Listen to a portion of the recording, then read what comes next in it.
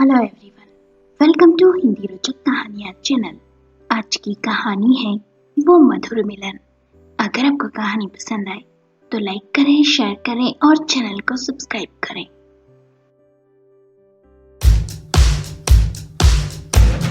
एक छोटा सा परिवार जिसमें रहते हैं जय, उसकी पत्नी पूर्वा, उनकी बेटी पूजा और बेटा गिरीश।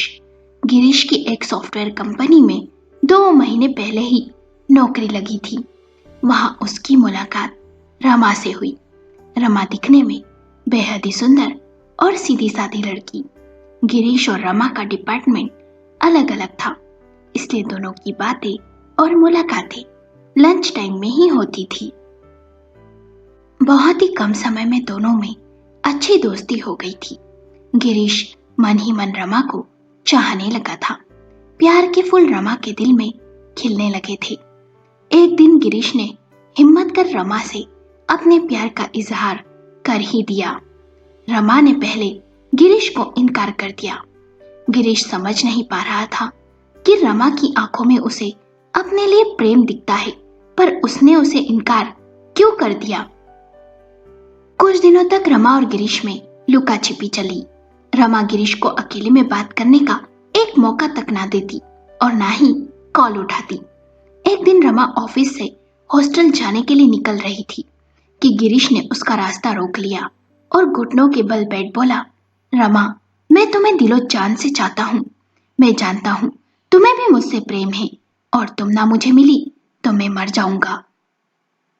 गिरीश के ये शब्द सुन रमा अपने आप को रोक ना सकी और आंसू बहाते हुए गिरीश से लिपट गई और बोली, मैं भी तुम्हें बहुत चाहती हूँ। गिरीश और रमा की प्रेम कहानी शुरू हो गई थी। दोनों का घूमना फिरना, घंटों फोन पर बातें करना, इस तरह 1.5 साल कब बीत गया पता न चला था।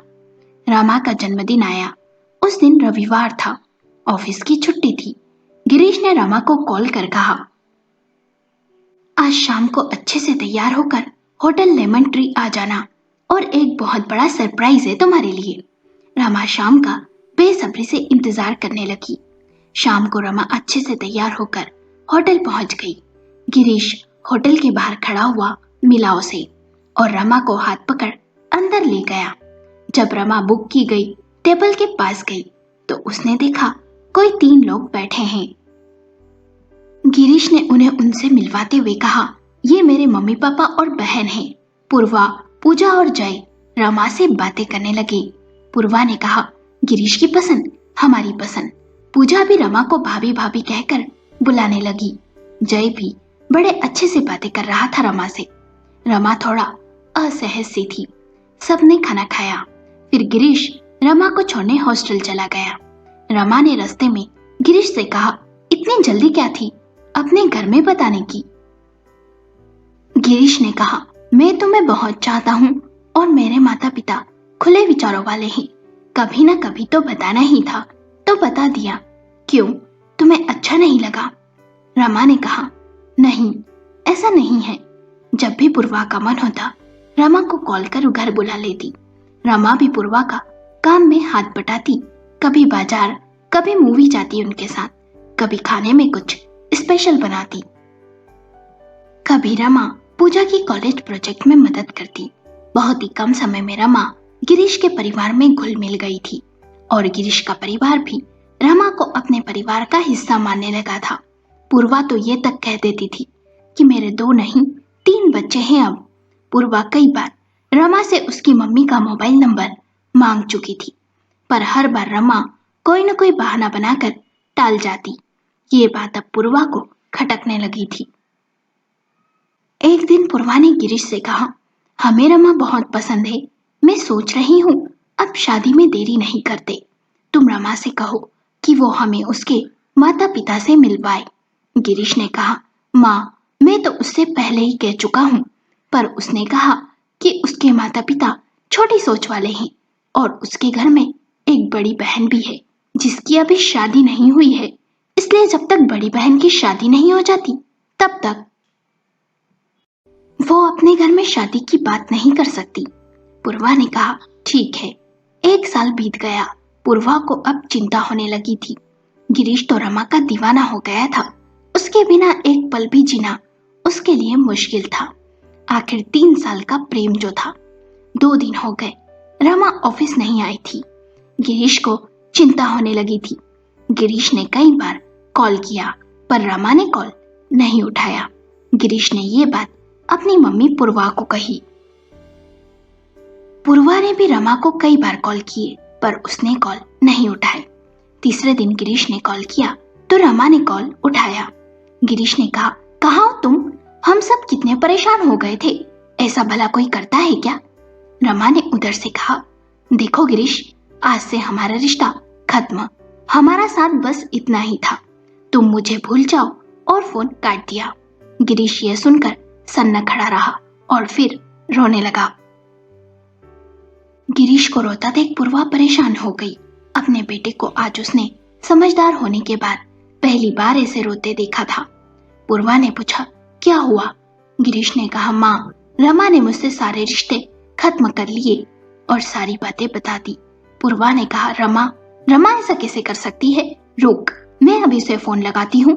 गिरीश ने कहा, माँ, सब खत्म हो गया। अब क्या करोगी बात करके उससे? पूजा भी वहां आ गई और अपने भाई को समझाने लगी।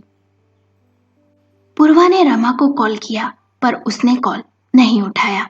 पूर्वा ने जैसे तैसे गिरीश को संभाला और कमरे में भेजा। जय ने भी जब सुना तो उसे बड़ी हैरानी हुई।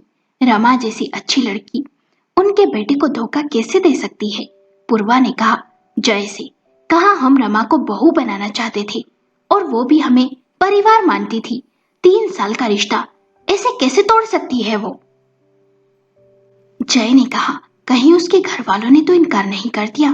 पूर्वा ने कहा, ऐसी कोई बात है तो रमा को हमें बतानी चाहिए। और 3 दिन पहले तो वो घर आई थी। हम सबके साथ डिनर भी किया। फिर उसके अगले दिन से ऑफिस नहीं आई और कॉल तक नहीं उठाया। और उठाया तो गिरीश से सारे रिश्ते खत्म कर लिए। ये कौन सी बात होती है भला? सारी रात गिरीश आंसू बहाता रहा। घर में कोई नहीं सोया। अगले दिन जय ने गिरीश की हालत देख ऑफिस से छुट्टी लेने को कह दिया। पूर्वा सुबह सुबह तैयार होकर कहीं बाहर चली गई। पूजा और जय को गिरीश का ख्याल रखने को कह गई थी। पूर्वा सबसे पहले रमा के ऑफिस गई। वहां से रमा के छुट्टी का कारण पता किया पर किसी से कुछ पता नहीं चला। फिर पूर्वा ने रमा के हॉस्टल का पता लिया और वहां चली गई। हॉस्टल पहुंचकर पता चला कि रमा ने हॉस्टल 3 दिन पहले ही खाली कर दिया है। फिर पूर्वा ने उसके रूममेट से रिक्वेस्ट की कि कुछ भी पता हो तो बता दे, क्योंकि मेरे बेटे की जिंदगी का सवाल है। उसकी रूममेट ने रमा के नए किराए के फ्लैट का पता बता दिया।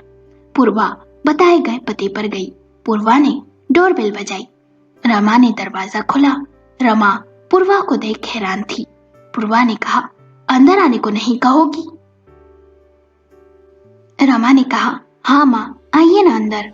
पूर्वा ने कहा, माँ, इस शब्द का मतलब भी जानती हो तुम? माँ समझती ना तो मेरे बेटे को यूं धोखा नहीं देती, मुझे धोखा नहीं देती, यूं अपने संबंध मेरे बेटे से ना तोड़ती।